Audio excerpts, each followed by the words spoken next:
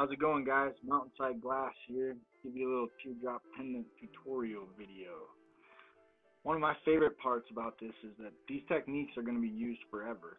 This same technique you're going to use to make cane or pull color for drawing inside pipes down the road. So this will get used forever.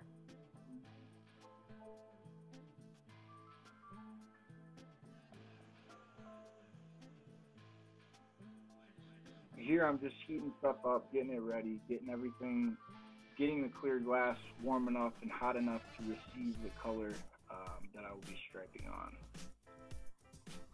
When I'm striping all this on, notice how the angles that I hold the glass at, the color in comparison to the clear piece, I'm always pushing down. I'm not dragging that glass down and trapping air under there. You want to make sure that you're never ever trapping air. Another thing you'll notice is that I go back and forth. I'm always doing opposites. If I lay something on one side, I'm going to do it on the other side so that when I'm trying to melt it in, when I'm trying to spin it up, when I'm trying to make the pendant look good, it's simple.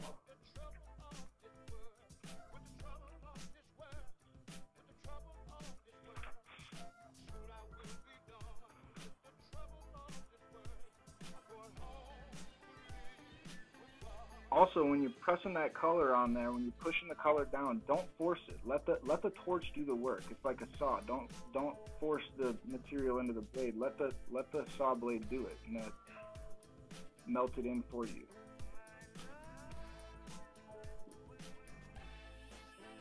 Here I'm putting the other color on for the second color. So I did 4 stripes of a dark color. Now I'm doing 4 stripes of a light color to go in between them.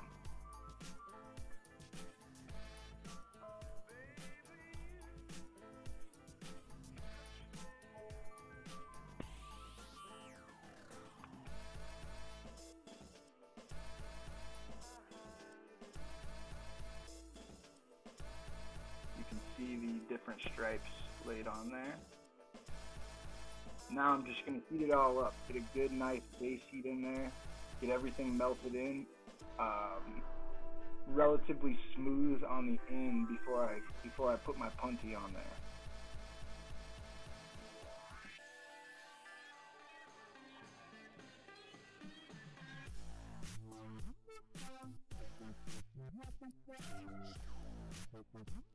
Now watch my hands. That's what you really need to be paying attention to here. You'll notice as I'm spinning it up and melting it in, I'm slowly starting to spin one hand faster than the other, or the other hand really not at all, which is giving it the spun up effect. By slowing one hand down and speeding one hand up, you're going to give it that cane effect. You see here right now. You get that all melted in, you pop that punty off, clean up your bottom, then you're going to throw that punty right back on so that we can get into getting your loop on. You'll see here I start to really get a good heat in it, start getting that stretched out.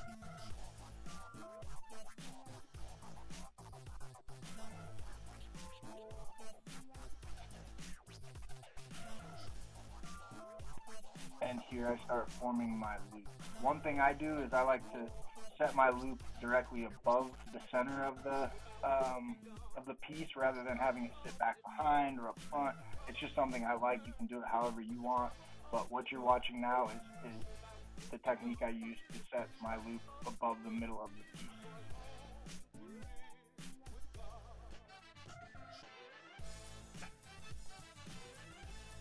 Once you get a nice heat in there, you'll be able to taper that down nicely without it just blobbing off, tear off what you don't need. Push it around, attach it.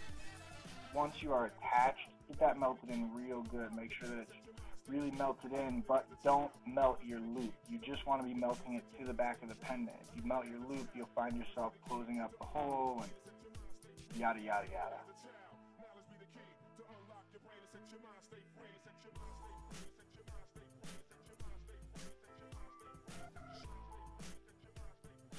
You can basically see the pendant taking shape at this point. Just going in, melting in little imperfections, making sure that my loop is perfectly melted into the back of that, sticking my reamer back in there to make sure my hole is staying open.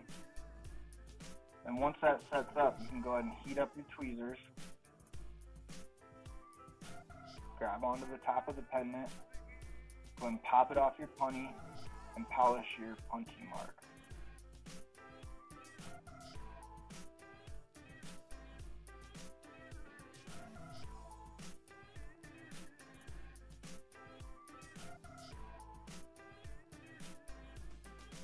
Hey guys, thanks for watching. If you liked the video, make sure you like it, subscribe to us, follow us on Instagram or Twitter at MTNside Glass. You can find us on Facebook, MTNside Glass Wares, and keep following the page. Check us out.